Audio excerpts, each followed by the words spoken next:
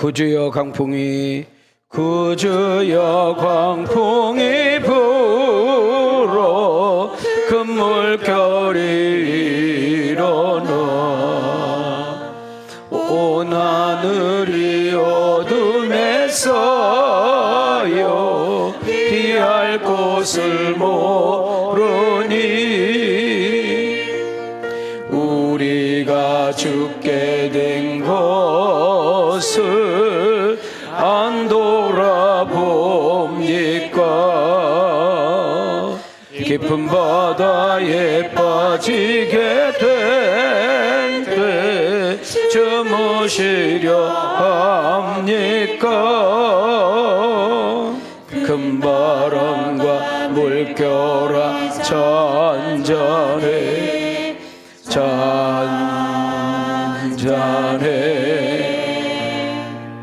사납게 뛰도는 파도나 저 흉악한 먹이나 아무것도 주 편안히 잠들어 놓으신데 되어보는 능력이 없도다. 주 예수 풍파를 꾸짖어 잔잔해 주 예수 풍파를 꾸짖어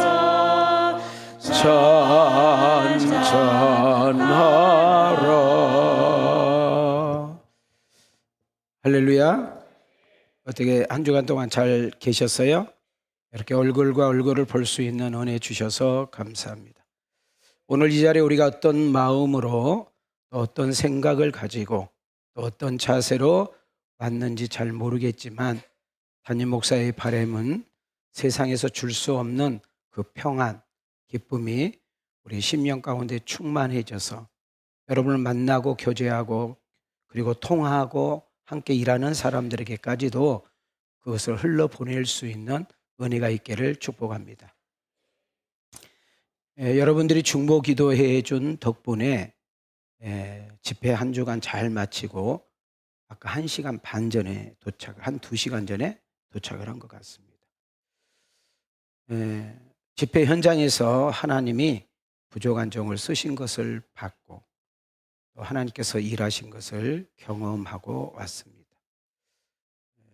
담임 목사와 함께 좋은 것을 같이 하고 또 있는 자리에서 기도해 주신 여러분들에게 하나님의 동일한 의리와 축복이 있기를 소망합니다. 오늘 우리 하나님께서 여러분들을 만져주시고 또 위로해 주시고 격려해 주시고 지금까지 기도 응답되지 않아서 답답했던 것들이 좀 응답이 되고 또 아픈 부분, 속상한 부분, 어렵게 느껴지는 그런 부분들이 가볍게 바꾸어지는 그런 시간들이 되기를 기대합니다. 저는 이번에 목포라는 데를 좀 다녔어요. 목포. 교회 이름도 좀 특이하더라고요. 만백성 교회. 만백성 이야기 많이 들어보셨죠? 그죠? 거기서 이제 집회를 하고 왔어요.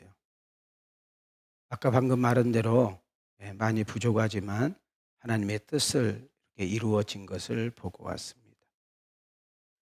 근데 담임 목사가 저보다는 훨씬 젊은 목회자입니다. 목회 마인드가 되게 건강해. 그리고 생각보다 목회를 너무 잘하는 거예요. 그리고 교회가 생각보다 젊어요. 여기에 비하면 목표는 이제 시골인데 한 20만 명 인구 이야기 하더라고요. 옛날에는 30만까지 됐는데 지금 인구가 많이 줄었다고 그러더라고요. 교회가 생각보다 좀 단단하고 비전이 있는 것을 보고 왔습니다. 그 목사님이 저를 이제 호텔로 카풀을 하는 거예요. 담임 목사가 아침, 낮, 저녁으로 카풀을 하다 보니까 두 남자가 뭐예요? 목회 이야기를 하는 거죠. 그래서 제가 물었죠. 목사님 생각보다 목회를 잘하네. 이유가 있을까라고 물었는데 특별한 이야기를 안 해줬는데 그 어머니가 올로 목사님이세요. 어머니가 올로 목사님, 올로 목사 사모님이신데 그 사모님이 시집 이야기를 해주는 거예요. 자기가 시집을 갔더니 시아버지가 그러니까 이 목사님 할아버지가 교회를 3개를 세웠대요. 여러분, 교회 하나 세운 것도 쉽지 않은데 교회를 3개 세우는 은혜를 입었어요.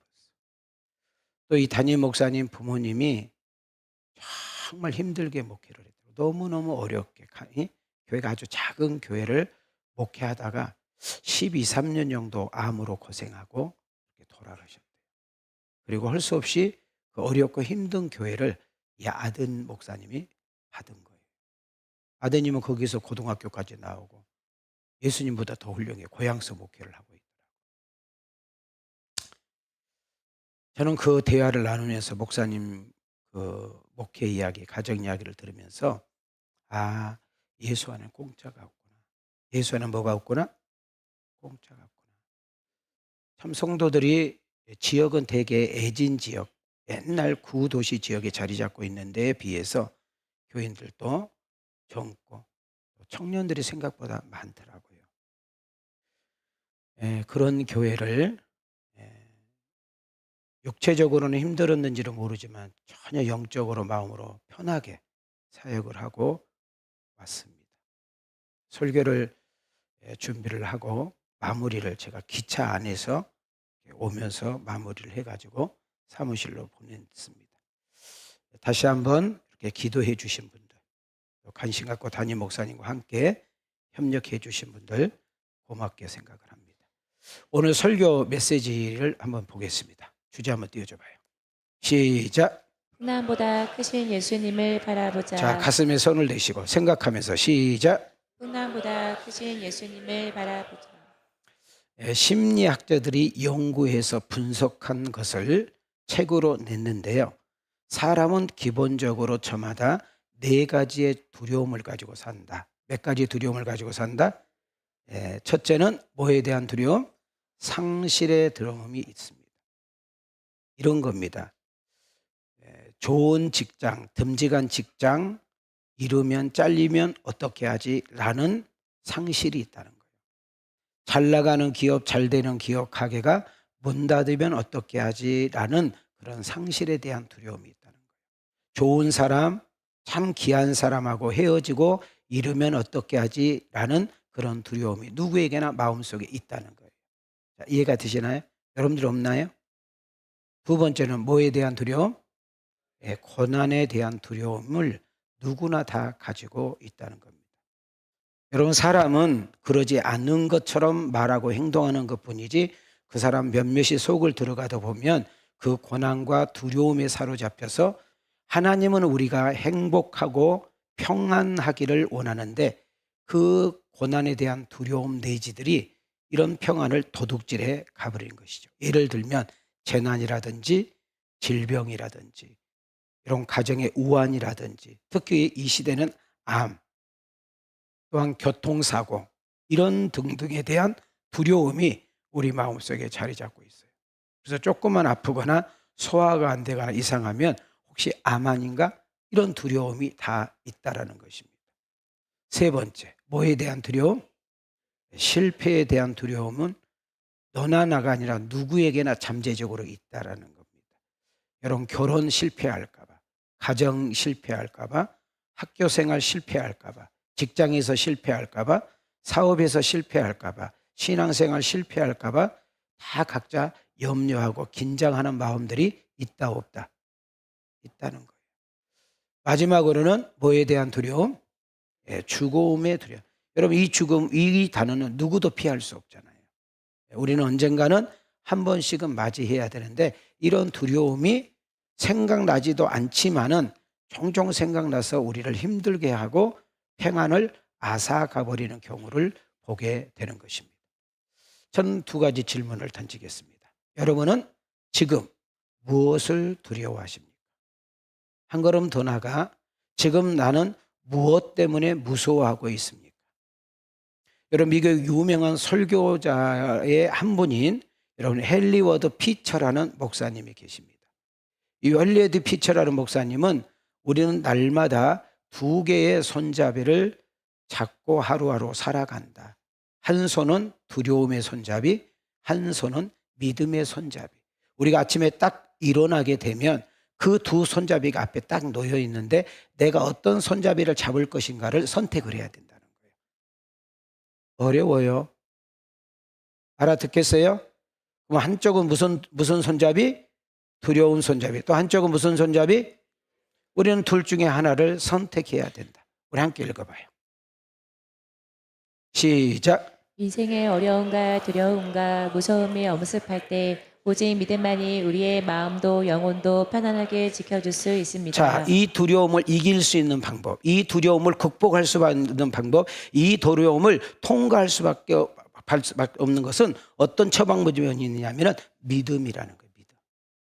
자, 봐요. 두려움보다 믿음이 커질 때, 여러분 문제보다 믿음이 더 커질 때, 그 사건보다 더 믿음이 커질 때, 여러분 잘 봐요. 문제가 해결된 것이 아니라, 상황이 없어진 것이 아니라 그대로 있지만은 내가 그것을 하나님께 내려놓고 맡기고 역사하기 때문에 우리는 평강이라는 단어가 우리 안에 오는 줄 믿습니다. 자, 하나님 말씀 한번 볼까요? 요한복음 14장 27절. 자, 말씀은 크게 읽습니다. 시작. 평안을 너희에게 끼치노니 곧 나의 평안을 너희에게 주노라. 내가 너희에게 주는 것은 세상이 주는 것과 같지 아니하니라. 너희는 마음에 근심하지도 말고 두려워하지도 말라. 자, 끄트머리로 가볼까요? 여러분, 우리의 평안을 도둑질해 간 것은 근심이에요. 여러분, 근심이 쌓이다 보니까 두려움으로 사로잡아요. 그럼 방금까지 내게 있었던 그 평안이 도둑질 맞는 거예요. 여러분, 오늘 이 자리에 저녁에 오신 여러분들, 어떤 사람은 자녀가, 어떤 사람은 배우자가, 어떤 사람은 질병이, 어떤 사람은 직장이, 어떤 사람은 사업이, 어떤 사람이 어떤 질병 등등이 여러분들의 마음을 근심으로 확 잡고 있을 수 있습니다. 근데 그 근심이 조금 더 발전되면 두려워하게 되고, 그 두려움이 사로딱 잡으면 내 안에 있었던 평안을 도둑질해 가는 것이죠. 여러분, 예수님이 누구실까요? 여러분, 예수님의 제자들이 예수님이 십자가에서 너무 힘없이 비참 없이 돌아가시는 그 모습을 보고, 또한 예수 믿는 사람을 잡아서 죽인다, 옥에 가둔다라는 이야기를 듣고 그들은 도망갑니다. 그래서 한 집에 한 구석에 처박혀서 무서워서 나오지도 못하고 여러분 문고리를 딱 잡고 있을 때 예수님은 말씀하셨어요. 너희들은 나를 버릴 것이다.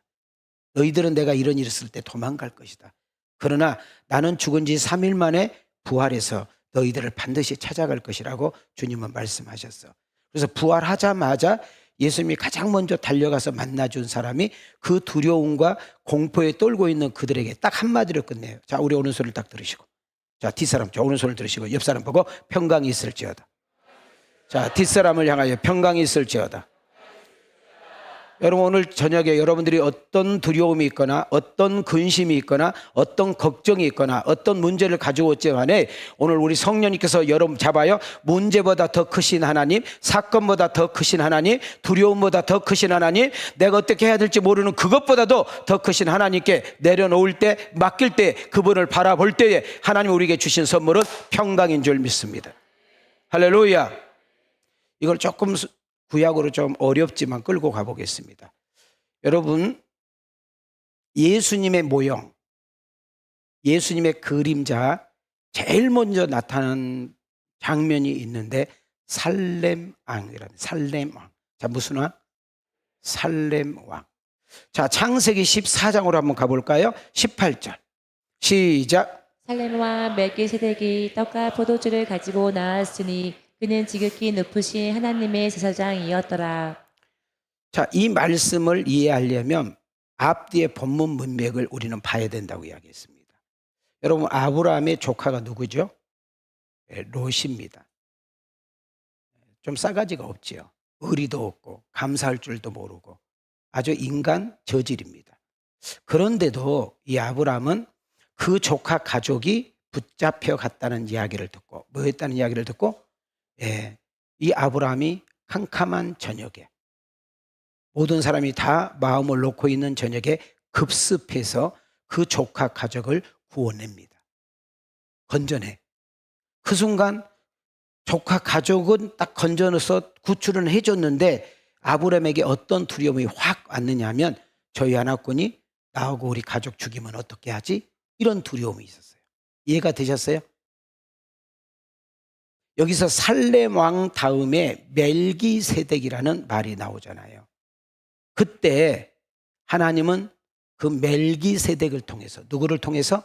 멜기세덱을 통해서 두려워하고 있는 아브라함에게, 염려하고 있는 아브라함에게, 걱정하고 있는 아브라함에게, 내일에 대한 불안 때문에 사로잡혀 있는 그 아브라함에게 여러분 뭐라고 하느냐? 평강이 있을지어다. 뭐가 있을지어다? 그래서 아까 띄워줘 봐요. 살렘이라는 단어는 히브리어로 평화, 그 다음 평강이라는 단어예요. 자, 7번 좀 띄워줘 봐요. 자, 시작. 이사야 선지자는 앞으로 오실 분은 평강의 왕으로 오신다고 말씀합니다. 이는 한 아기가 우리에게 낳고 한 아들을 우리에게 주신 바 되었는데 그의 어깨에는 정사를 메었고 그의 이름은 기묘자라 모사라 전능하신 하나님이라 영존하시는 아버지라 평강의 왕이라 할 것입니다. 여러분, 예수님이 오신 그때와 이사야 선지자가 활동한 때의 그 어간의 기간을 약 700년으로 봅니다. 몇 년? 그러니까 이사야 선지자는 예수님이 이 땅에 오시기 몇 년 전에 사역하고 있어? 700년 전에. 잘 봐요. 이스라엘 백성들에게 지금 선포하는 거예요.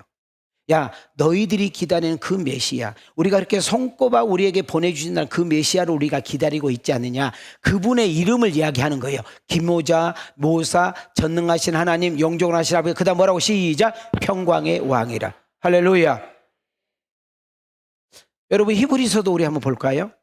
히브리서 기자가 이 구약 말씀을 인용하고 있는 것을 봅니다. 7장 1절 2절 시작. 이 멜기세덱은 살렘 왕이요 지극히 높으신 하나님의 제사장이라 여러 왕을 쳐서 죽이고 돌아오는 아브라함을 만나 복을 빈 자라. 아브라함이 모든 것의 10분의 1을 그에게 나누어 주니라. 그 이름을 해석하면 먼저는 의의 왕이요 그 다음은 살렘 왕이니 곧 평강의 왕이요.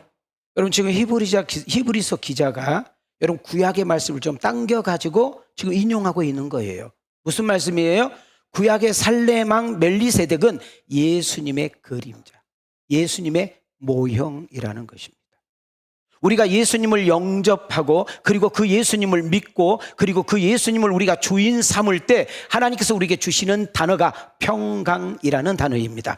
여러분, 하나님을 믿지 않는 사람들도 집에 가면 가화만사성이라는 것을 걸어놓습니다.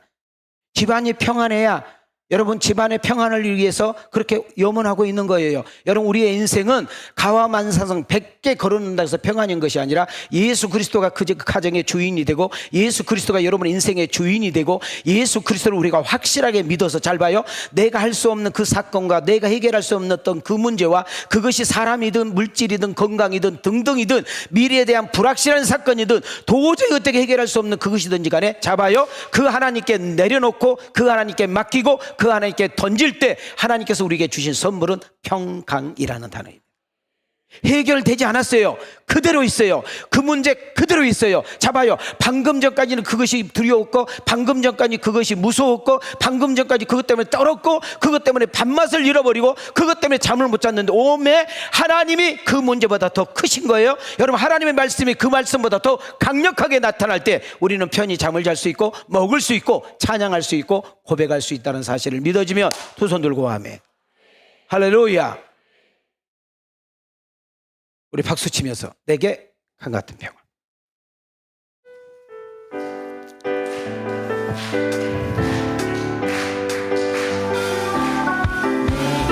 강 같은 평화, 내게 강 같은 평화, 내게 강 같은 평화 넘치네. 할렐루야. 내게 강 같은 평화, 내게 강 같은 평화, 내게 강 같은 평화 넘치. 샘솟는 기쁨, 내게 샘솟는 기쁨, 내게 샘솟는 기쁨, 내게. 아들아 박수.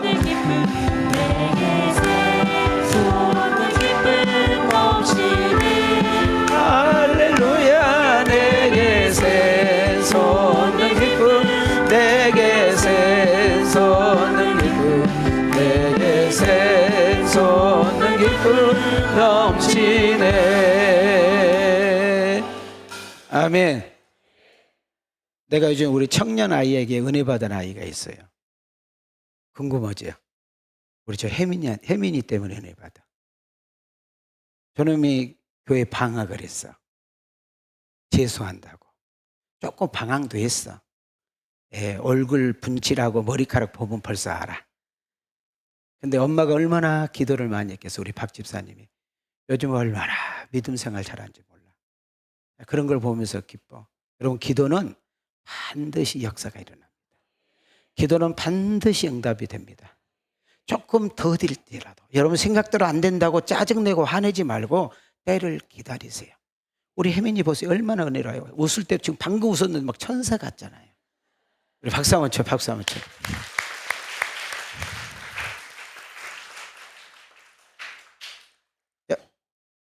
그렇게 우리 박 집사가 나한테 그러더라고. 목사님 1년만 참으래요. 1년만 기다릴래요. 내가 속으로 그걸 믿냐? 야, 혜민이 약속 지켰잖아. 이렇게 하면 저희는 이제 절대 빠져나갈 수가 없는 거예요. 이제. 자, 여기까지 말씀 이해가 되시나요? 예. 저는 사실 이 금요기도 메시지를 준비할 시간을 놓쳐버렸어요. 아침 낮저녁 연속 돌아가면서 집회를 하다 보니까 또 피곤하면 또 숙소에서 좀 이렇게 쉬어야 되고, 그래서 오늘 새벽에 일어나가지고 말씀을 준비하고, 또 호텔이 나가는 시간이 있더라고요. 자꾸 아줌마가, 청소는 아줌마가 문 두들기는 거 빨리 나가야 된다고. 그래서 뒷부분을 못해서 기차를 타자마자 준비해가지고 사무실로 보냈습니다. 자, 이제 우리가 가정 메시지를 마치고 오늘 여러분들에게 말씀을 이렇게 들고 나왔는데, 너무나 잘 아는, 너무나 익숙한, 많이 들어봄직한 이 이야기를 다 알고 있는 이야기를 가지고 우리 한번 좀 추적해 보려고 합니다. 어느 날 예수님의 제자들이 갈릴리 바다라 하기도 하고 호수라고 말하기도 하지요. 여러분, 갈릴리 호수의 저 서쪽으로, 가버나움 쪽으로 가기 위해서 배는 띄어서 움직이게 됩니다. 근데 좀 이해가 안 가고 상식적으로 맞지 않는 우리는 사건을 좀 생각해 볼 필요가 있어요. 자, 지금 이 갈릴리 호수에서 풍랑이 일어난 바로 앞에 가보면 무슨 일이 있었느냐? 여러분, 보리떡 5개와 물고기 2마리를 가지고 주님 손에 들려졌을 때 오병의 기적을 체험했습니다. 제자들이.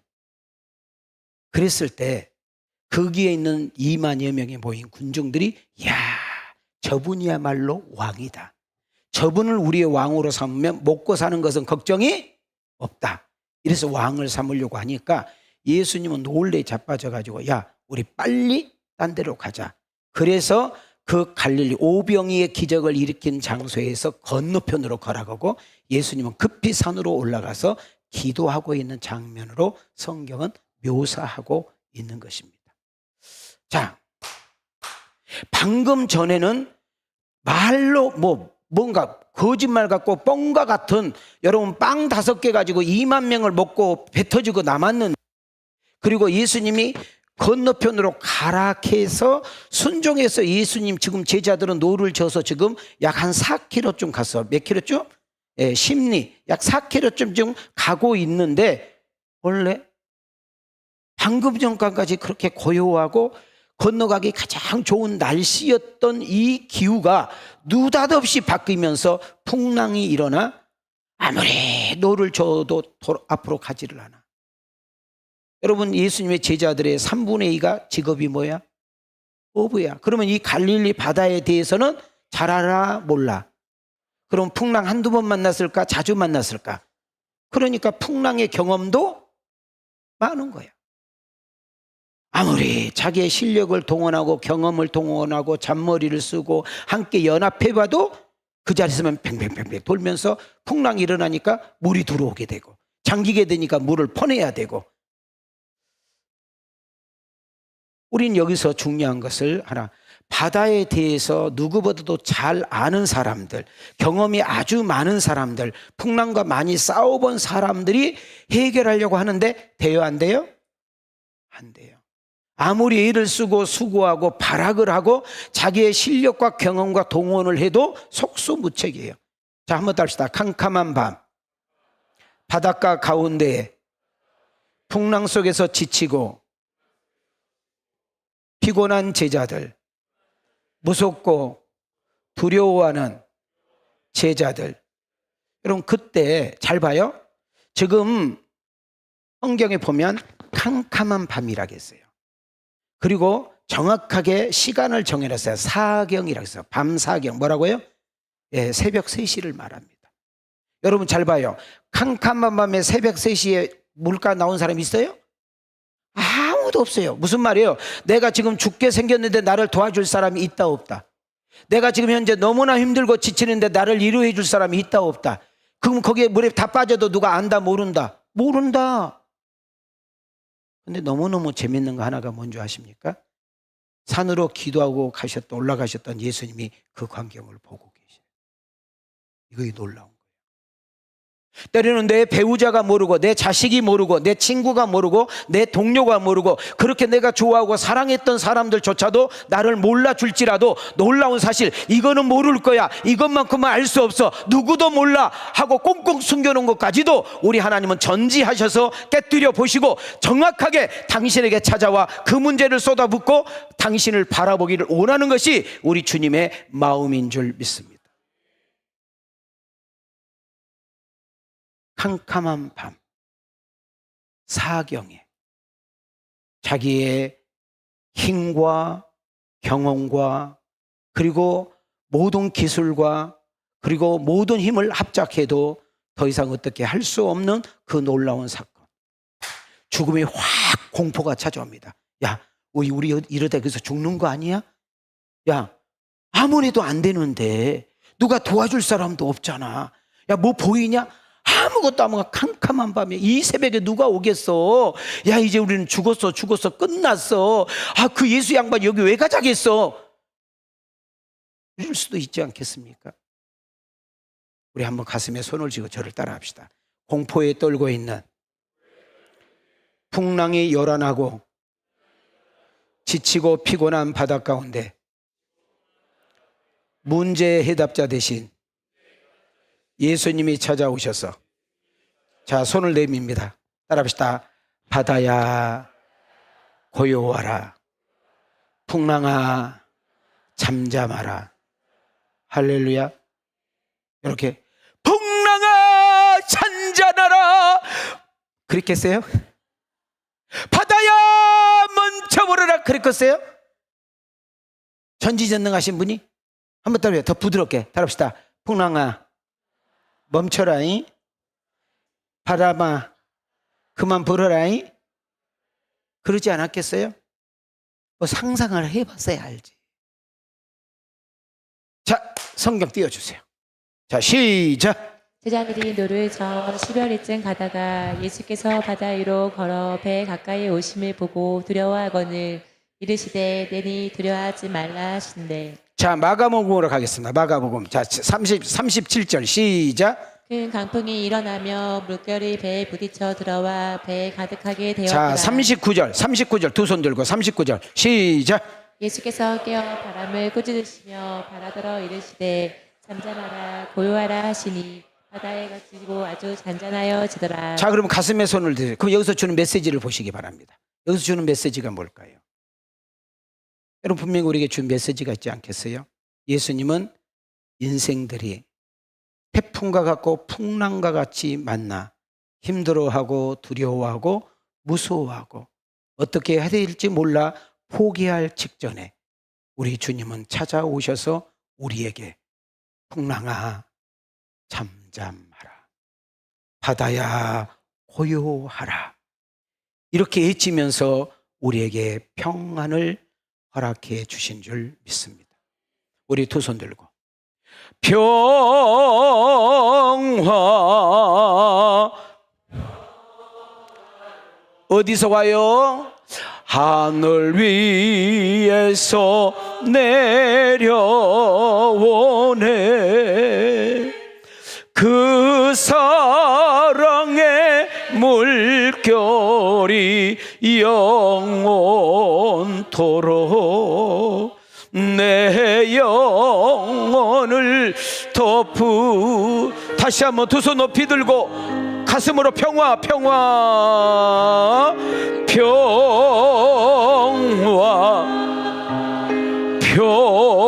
평화로다. 하늘 위에서 내려오네.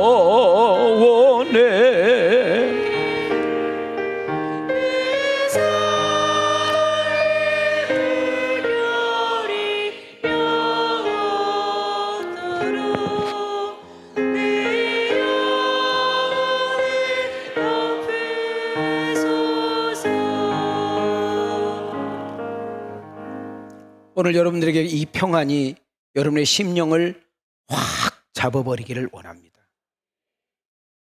본문에서 바람과 풍랑을 잔잔케 하신, 기적을 일으키셔 주신 그 예수님은 어떻게 우리에게 묘사하고 있을까요? 따라합시다. 평강의 왕.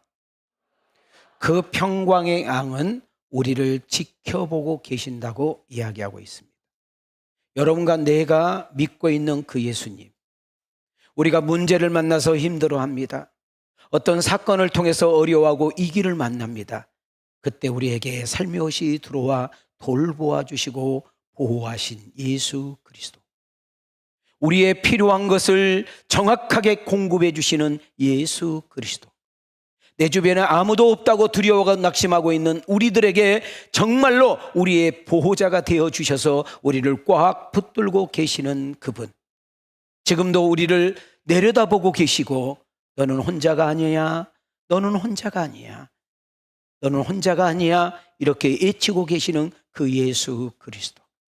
내 주변에 아무도 없다고 생각했는데, 나를 도와줄 사람이 아무도 없다고 했는데, 아니 내게 도움을 받았던, 내게 사랑을 받았던 사람들도 다 떠나고, 내가 힘있고 건강하고 능력 있을 때는 그렇게 친구도 많고 동료도 많고 동호회도 많고 모임도 많지만 다 떠나갔음에도 불구하고 하나님이 여전히 내게 다가오셔서 나를 지긋하게 보고 계시면서 우리를 지키신다고 약속하시는 그 예수 그리스도, 믿음으로 세상 끝날 때까지 나와 함께 하시겠다는 동행자 되시는 그 예수 그리스도, 문제보다 사건보다 어려움보다 두려움보다 질병보다 사업 문제, 부부 문제, 자녀 문제, 진로 문제, 미래 문제보다 더 크신 예수 그리스도를 바라볼 수 있기를 바랍니다.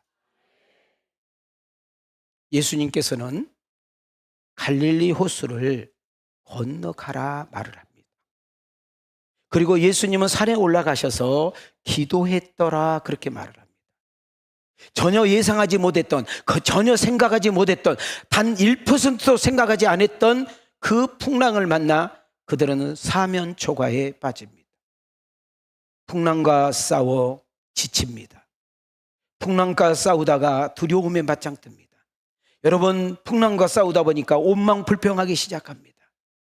더 이상 길이 보이지 않자, 잠잠할 길색이 보이지 않자 캄캄한 그 어두운 밤에 그들은 초조하고 두렵고 무서워 떨고 있습니다. 성경을 잘 보십시오.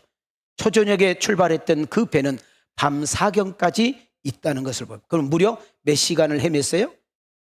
내가 써놨잖아요. 몇 시간? 맞다고 지금 핸드폰 왔잖아요.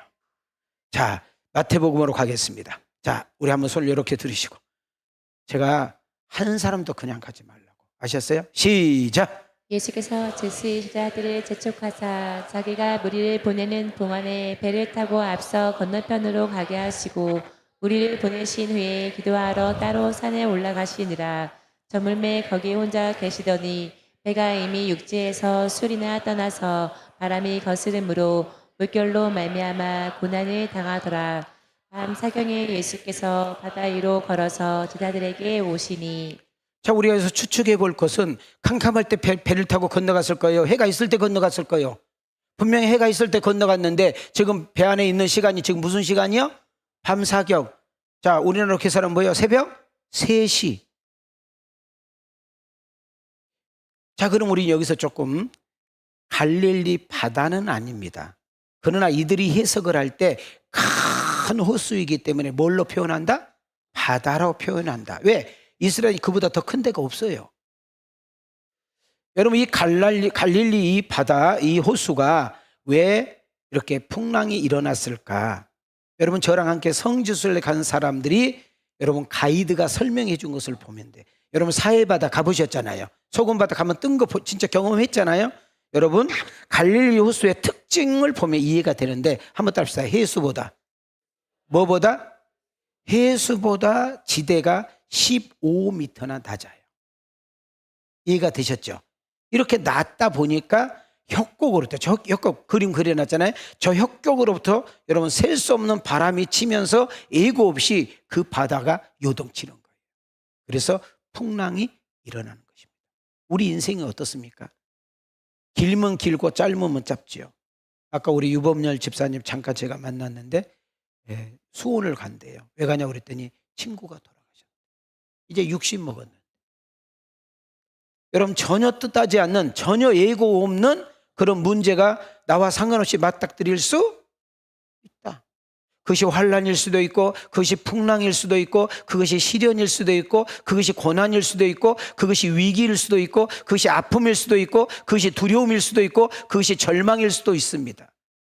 지금까지 없었지만 앞으로 일어날 수 있고, 지금까지 없었지만 앞으로 가다 보면 그런 일을 맞닥뜨릴 수도 있는 것입니다. 그래서 시편 기자는 정확하게 우리에게 이 말씀하고 계십니다. 시작. 우리의 연수가 70이요 강건하면 80이라도 그 연수의 자랑은 수고와 슬픔뿐이요 신속히 가니 우리가 날아가나이다. 여러분 인생 4, 50년, 5, 60년 살아온 사람 이 말씀 믿으실 거예요. 젊은 사람들은 몰라요. 인생 잠깐이라는 거예요. 짧은 인생 여정이라는 거예요. 거기에는 사별과 이금, 여러분 죽음과 고독, 실패와 질병, 그리고 웃음과 눈물, 탄식 이런 것들이 복합되면서 얽히면서 살아가는 인생이 우리의 인생이라는 거예요. 여러분 제자들이 예수님 말씀에 순종하여 그 바다를 건널 때 태풍이 올 거나 풍랑이 일어날 것 같으면 갔겠어요? 그걸 알았으면 가겠냐고요? 안 갔잖아요. 여러분 성경에 보면 잡아요. 그 사람이 예수님을 찾아온 것이 아니라 예수님이 찾아가는 이야기가 많이 나오는데 다 할 수는 없고 네 가지만 소개할게요. 38년 된 병든 자를 그가 찾아왔어요? 예수님이 찾아갔어요? 왜 찾아갔어요? 고쳐주시려고. 여러분 죽은 나사로가 예수님 찾아왔어요? 여러분 예수님이 죽은 나사로 찾아갔어요? 뭐 하려고? 살려주시려고. 여러분 여러분 결혼식장에 여러분 포도주가 떨어진 곳에 여러분 그 포도주 주인이 찾아왔어요? 예수님이 찾아갔어요? 찾아갔어요. 왜 있어요? 문제 해결해 주시려고. 여러분 소경 이야기 기억나지요? 여러분 지나가다가 나면서부터 소경 만났어요? 안 만났어요? 예수님은 그 한 사람 만나기 위해서 그 길을 지나가는 거예요. 자, 오늘 저녁에 많은 성도들이 모여서 너무 감사합니다. 그럼에도 불구하고 오늘 이 많은 성도들 여러분 한 사람 한 사람이 오늘 이 자리에서 이 길목에서 이 시간에 우리 주님을 인격적으로 만나기를 원합니다. 이 말씀이 들려지기를 원하고 이 말씀이 믿어지기를 원하고 이 말씀이 여러분 심령을 요동치기를 원하고 이 말씀 때문에 회개가 일어나고 이 말씀 때문에 힘을 얻고 이 말씀 때문에 다시 일어나고 이 말씀 때문에 앞으로 전진하게 되고 이 말씀에서 해답을 찾고 이 말씀이 여러분에게 지혜가 되고 이 말씀이 여러분 능력이 되고 이 말씀이 여러분의 어려움을 버틸 수 있는 힘과 능력이 되기를 원하시면 두 손 들고 아멘 합시다.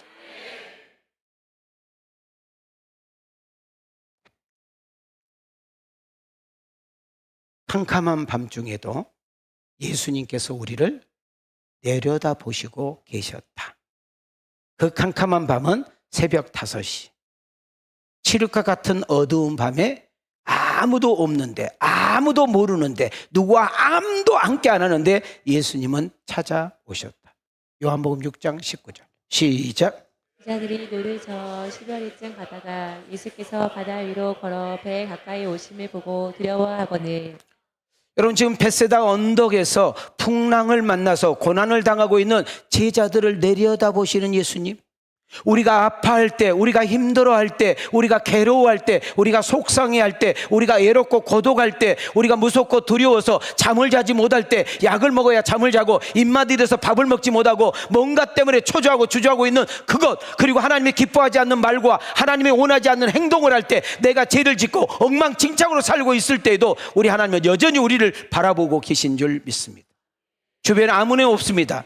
내가 주변에 느낄 수 있는 상황도 안 됩니다. 모든 사람이 나를 떠난 것 같고 버린 것 같고 그리고 나의 삶의 형편과 처지를 바라보면서 나를 우습게 여길지라도 거기는 낙심이요 거기는 절망이요 거기는 포기랄지라도 우리 주님은 여전히 우리를 사랑의 눈으로 은혜의 눈으로 자비와 긍휼의 눈으로 우리를 지그시 바라보고 계신 줄 믿습니다.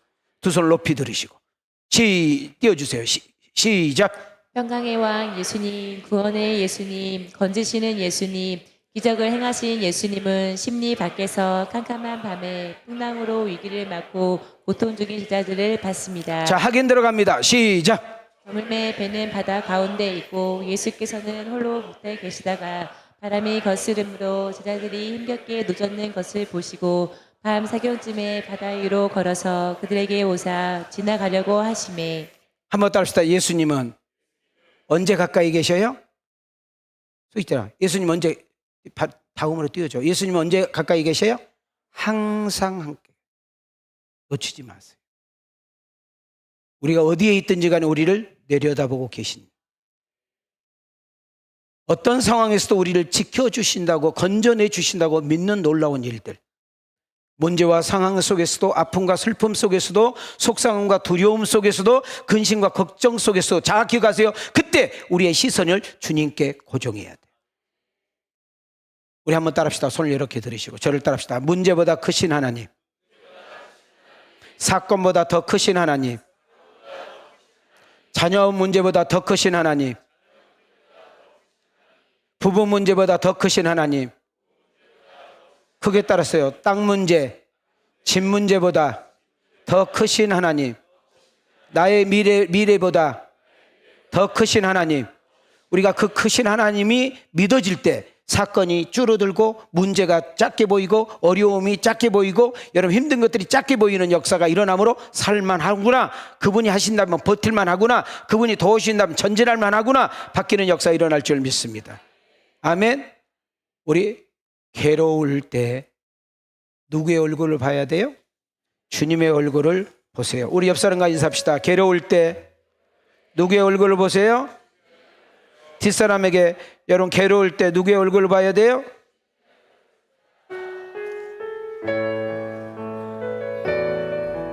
우리 가슴에 손을 대시고 괴로울 때 주님의 얼굴 보라 평화의 주님 바라보아라.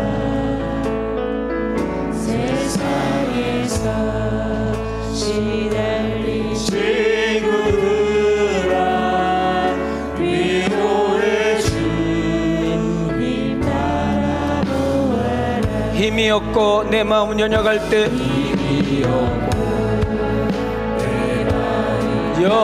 연약한 능력의 주님 바라보아라.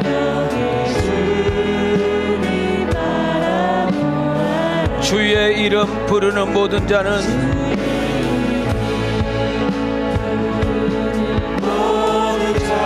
힘 주시고 늘 지켜주시니 두 손 들고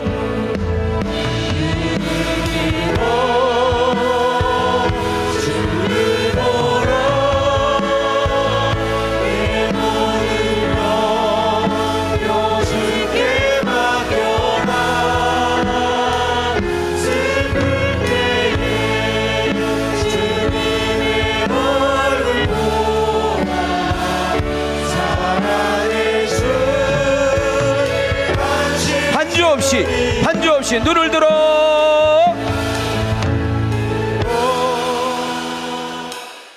주를 보라 내 모든 염려 주께 맡겨라 슬플 때에 주님의 얼굴 보라 사랑의 주 안식 주리라. 자, 여기까지 말씀이 이해가 되시면 끄떡끄떡 하십시다. 여러분 힘들 때, 어려울 때, 외롭고 괴로울 때, 위기를 만나 고독하고 무서울 때에 보고 계신 예수님께 집중하기를 바랍니다. 왜 찾아오실까요?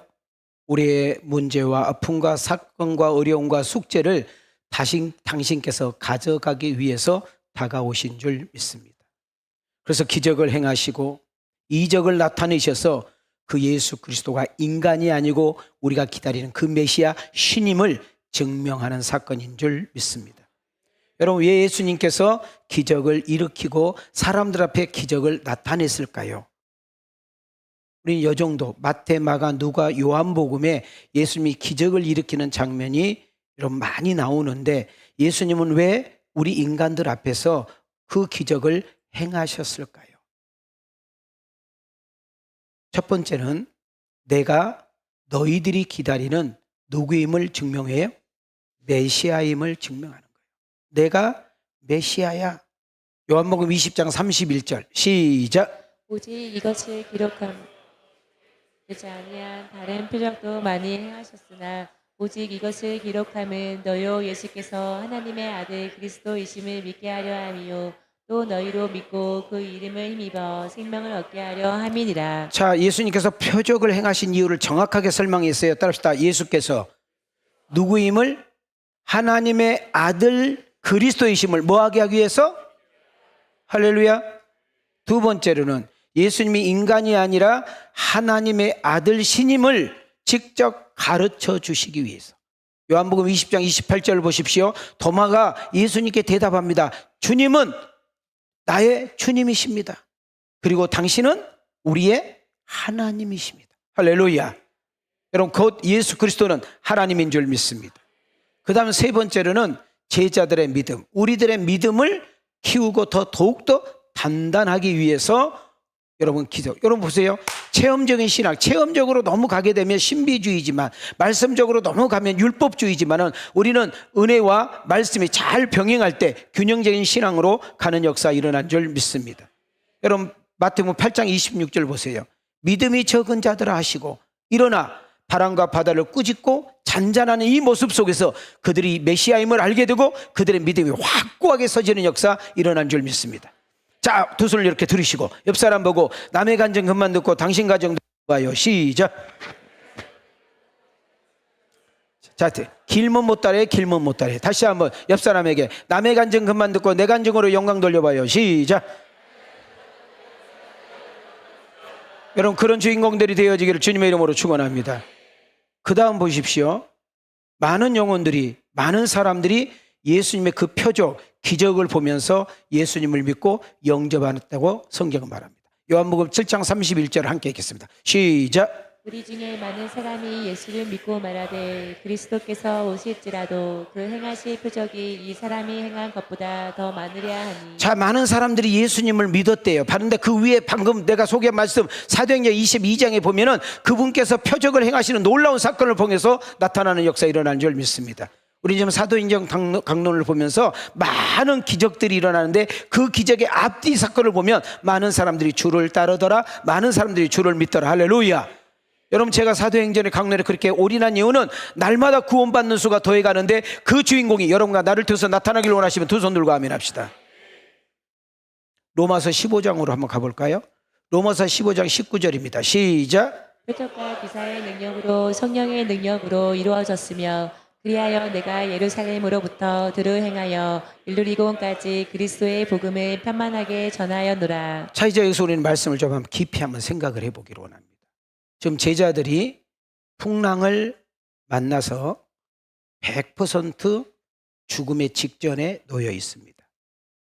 자기의 힘을 동원하고 실력을 동원하고 지식을 동원하고 경험을 동원하고 자기의 잔머리와 심지어 함께 힘을 합쳐도 세상의 어떤 직위와 나이를 동원해도 해결할 기세는 전혀 보이지 않고 오히려 바람은 더 세고 풍랑은 더 무섭게 일어나고 그들은 오도 가지도 못한 바다 가운데로 딱 몰고 가고 있는 것을 볼 수가 있습니다.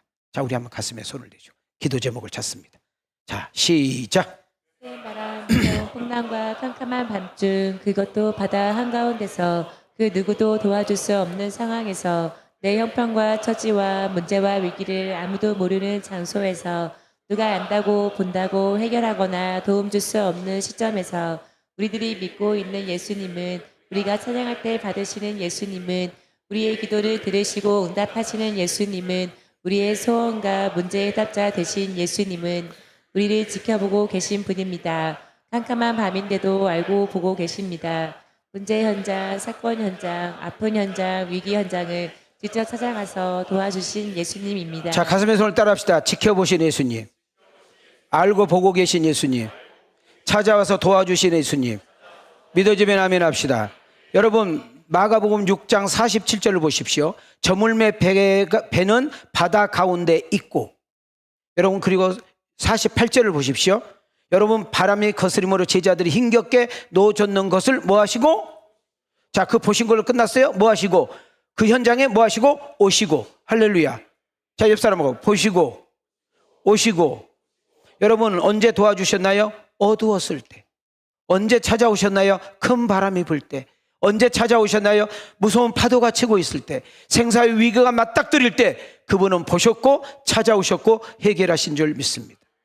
지금 여러분의 힘들고 어려운 문제, 여러분의 육체, 마음, 정신을 빼놓을 수밖에 없는 정말 혼란스러운 문제, 당황스러운 문제, 고통스러워서 어떻게 해야 될지 모르는, 너무나 짐이 버겁고 무거워서 비틀거려 앞으로 한 발짝도 갈 수 없는, 그래서 우리는 그 문제와 그 사건으로 절망하고 낙심하여 사방으로 막히고 꼬여 있어 단 한 발짝도 움직일 수 없는 캄캄한 사건 앞에 우리 주님이 보신다, 우리 주님은 아신다. 이 밤에 찾아오셔서 반드시 그 문제의 해답자가 되신다는 사실을 놓치지 않기를 소망합니다. 자, 이 말씀을 조금 구약에 가서 끌고 와 볼게요. 여러분, 예수님, 우리 하나님께서 모세를 찾아갑니다. 모세를 찾아가서 호를 하죠. 내가 너희 조상 아브라함에게 약속한 그 약속을 지킬 때가 되었다. 너는 애굽에 가서 그 백성들을 끌고 지금 너하고 나하고 만난 이곳으로 좀 데리고 와야 되겠다. 이렇게 말씀을 했어요. 그때 모세가 못 간다고 그러죠. 내가 왜 가야 됩니까? 저는 가면 죽습니다. 그러면서 여러분, 우리 하나님께서 모세를 설득시킬 때 썼던 성경 구절 띄워주세요. 자, 출애굽기 3장 7절 시작. 여호와께서 이르시되 내가 애굽에 있는 내 백성의 고통을 분명히 보고 그들이 그들의 감독자로 말미암아 부르짖음을 듣고 그 근심을 알고. 한번 따라합시다. 보고, 듣고, 알고. 기억하세요. 우리 하나님은 보고 끝나는 것이 아니라, 듣고 끝나는 것이 아니라, 알고 끝난 것이 아니라 풍랑을 밟아버리고 다가옵니다. 태풍을 씹어 먹어버리고 다가오는 것입니다. 아픔의 현장, 두려움의 현장, 무서움의 현장, 포기할 쯤에 그 제자들과 함께 하시고 말씀하십니다. 그리고 곧바로 일하시고 당장 그 문제를 처리하시고 해결하시면서 이렇게 선포하십니다. 자, 두 손을 들으시고 마무리를 짓겠습니다. 시작. 이르시되 내니 두려워하지 말라 하신대 제자들이 그가 바다 위로 걸어오심을 보고 놀라 유령이라 하며 무서워하여 소리 지르거늘 예수께서 즉시 이르시되 안심하라 나니 두려워하지 말라.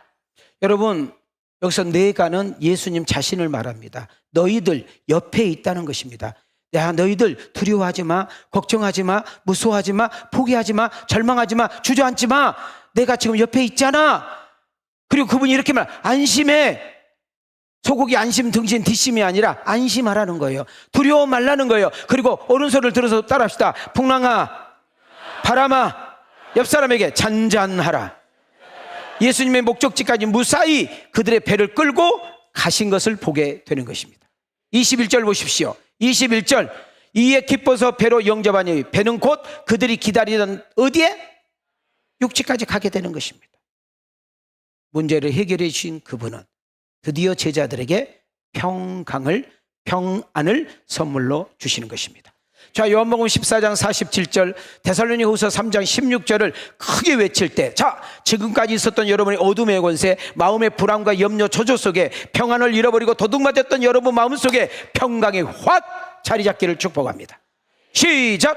평안을 너에게 주시노니 곧 나의 평안을 너에게 주노라. 내가 너에게 주는 것은 세상이 주는 것과 같지 아니하니라. 너희는 마음에 근심하지도 말고 두려워하지도 말라. 평강의 주께서 친히 때마다 일마다 너희에게 평강을 주시고 주께서 너희 모든 사람과 함께 하시기를 원하노라. 여러분, 이 말씀이 확 와닿지 않게 해서 여러분 써가지고 왔습니다. 띄워줘봐요. 가슴에 손을 대시고 천천히 시작. 하나님의 평안은, 예수님의 평안은 근심과 걱정이 없어서가 아니라 문제와 어려움이 없어서가 아니라 하나님께서 함께함을 믿고 느낄 때, 하나님의 보호와 인도함을 알게 될 때, 하나님께서 필요함을 공급해 주심이 믿어질 때 너희에게 평강이 있을지어다. 자, 옆 사람을 향하여 너희에게 평강이 있을지어다. 자, 뒷사람에게 너희에게 평강이 있을지어다. 두 손을 들고 평화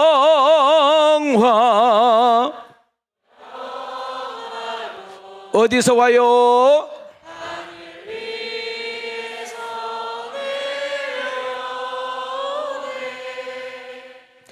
그 사랑의 물결이 영원토록 내 영혼을 덮으소서. 여러분, 저는 말씀을 마쳤습니다. 여러분, 이 좋은 예수님을 여러분 인생의 선장으로 삼고 싶지 않습니까? 여러분, 그 예수 그리스도를 여러분의 동행자로 삼고 싶지 않습니까?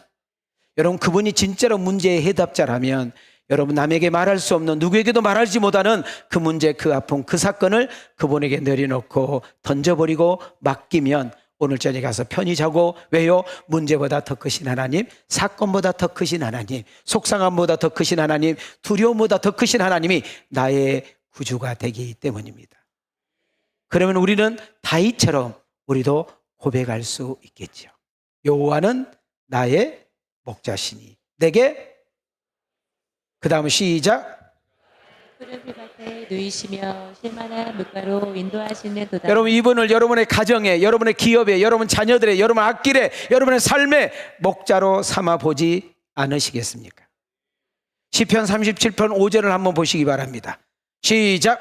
내 길을 여호와께 맡기라. 그를 의지하면 그가 이루시고. 자, 가슴에 손을 내시고 천천히 다시 한번 시작. 내 길을 여호와께 맡기라. 그를 의지하면 그가 이루시고. 한번 더 합시다. 맡기라, 의지하라, 이루시리라. 누가?